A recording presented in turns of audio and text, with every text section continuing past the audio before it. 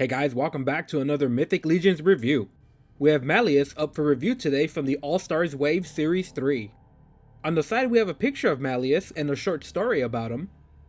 And on the back we have a new background image and lore on the Mythic Legions universe. Let's get them out. All Mythic Legions come in collector-friendly packaging. They're easy to remove or place back inside. Malleus is one of the three children of Necronominus. His sister Morgulith leads as the commander of the undead army, while his other sibling, brother Mandibulus, fights on the front lines. Malleus, on the other hand, is a devout follower of his father's teachings, and makes sure that the ideology of Necronominus is kept intact. As the emissary of Necronominus, Malleus serves as the ear of his father, and passes down deathly judgment on anyone who poses a threat to his father's teachings. Malleus was originally released in the first 1.0 series of Mythic Legions back in 2015. Thanks to a fan vote in All-Stars Wave 3, we got a re-release of Malleus. Let's check him out. The skull is stained in a brown dirty grime. It has a ton of cracks and dark colored eye sockets that really bring out the details. We continue on the side with more large cracks and dents in the skull. Here we can also notice the large spiked neck guard covered in scratches and dents. On the chest we have a really great looking painted green and black effect on the armor. On the back, the paint gets a little more worn out here, and we have 3 large sockets. The shoulder sockets will be used and covered up in this area. The green and black shoulders have small plates of armor layered onto each other, with silver rivets dotting the sides. Underneath the armor, we can see the skeletal arms with scratches, stains, and small holes detailing the arm.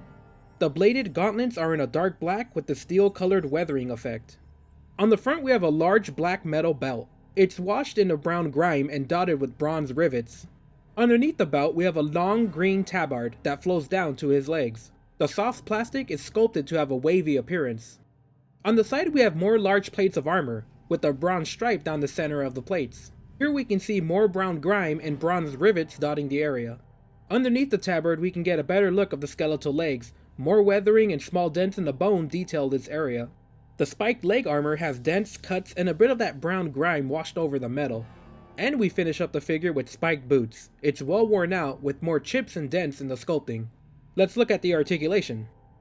We have a ball jointed head, a jaw that opens and closes, arms that open and rotate, elbows that bend in and rotate, rotating forearm, wrists that bend up and down and rotate. We have a ball jointed waist, legs that open and bend forward and back, knees that bend back and rotate, ankles that turn left to right and bend up and down, and a rotating foot. Let's take a look at what this figure comes with. We get a pair of silver axes with black and bronze details. The axes have removable spikes and come with a pair of extra blades to turn them double-sided. We get a standard silver short sword, and he comes with a pair of dark black shoulder armor. Installing the shoulder armor is simple. You match the peg with the socket in the back. They do rotate a bit for better articulation in the arms. And we get a standard belt that fits the bigger 1.0 style bodies.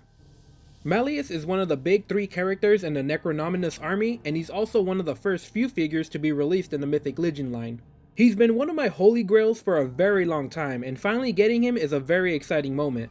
Now with all that aside, it's hard to judge a figure like this, as we're now years ahead and many improvements have been made since then. Most 1.0 figures weren't that unique and shared a lot of armor parts with each other. Accessory wise, he comes with 2 axes that I really do not like to equip on these figures. The handles are way too big and stretch out the hands if left on.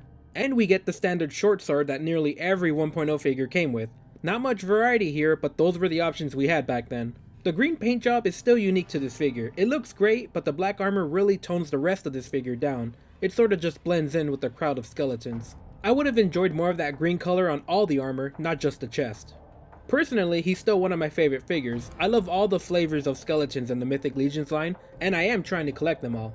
I would love for this figure to get a 2.0 version, like how Baron Volliger is getting.